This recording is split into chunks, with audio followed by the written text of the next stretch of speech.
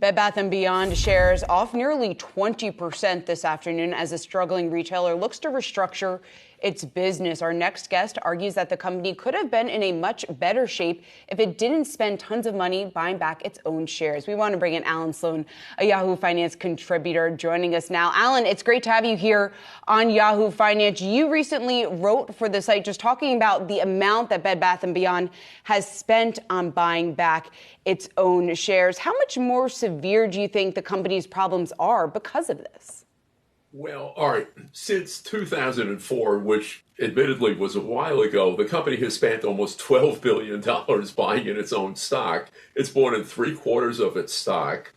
It currently has a trading value of, I don't know, $450 million, and it spent 20 times that much buying in its own stock. In the most recent year, it spent a couple of $100 million buying in its own stock, and that's money the company is now borrowing at heaven only knows what percent as part of its attempt to save itself. Was it the act of buying stock back, or was it the actual price they were paying in this case? Well, it's the amount of cash that they shelled out. And what struck me, I got interested in this last week when the company announced its magic restructuring program, and they were going to sell, or they want to sell 12 million shares. And I started poking around in the numbers, and I saw that 12 million shares at that point would have been $100 million. Now it's $80 million. And the company had spent a lot more than that per share buying in its own stock.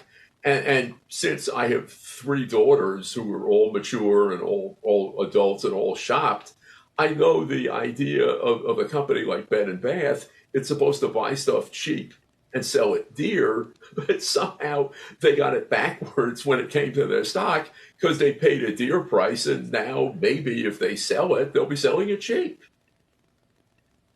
So what could they have done differently, given now that we see the position that they're in?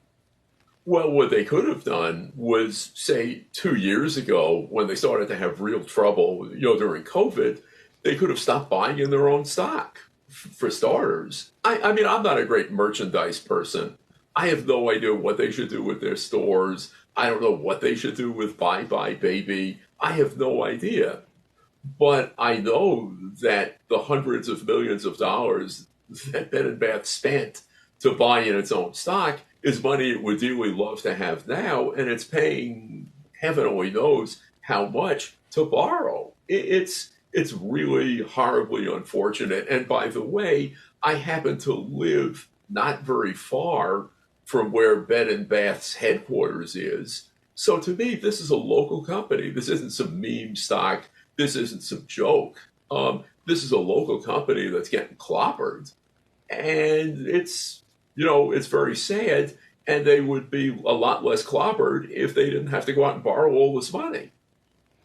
Yeah, Allan, I know you've written about the fact that it has become this meme play. It's a lot more than that. It's affecting thousands and thousands of people's lives. Clearly, when you take a look at a company like this struggling and the roller coaster ride that the stock has been on, to say the least, over the last several months. I know you've been a business reporter, a business journalist now for quite some time. How does this compare to maybe some of the other struggling companies that you have covered in the past?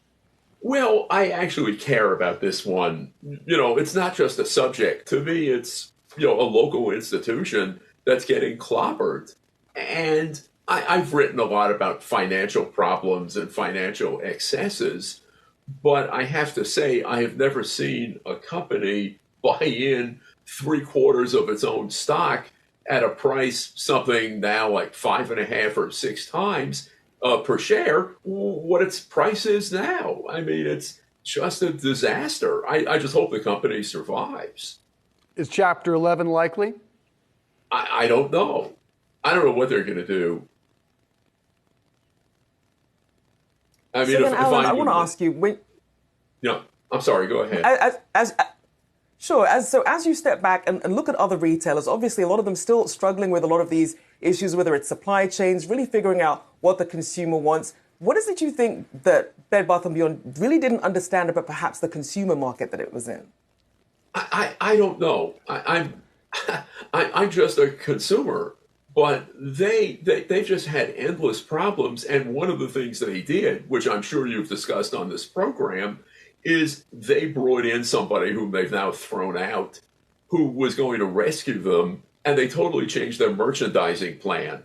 And instead of selling branded stuff, tons and tons of branded stuff, the stuff my wife and kids and I would go out and buy, they decided to go into their house brands, which apparently nobody wanted, and now they're trying to go back the other way. I don't know much about Macy's or any of these other companies, but I don't think any of them are making that U-turn.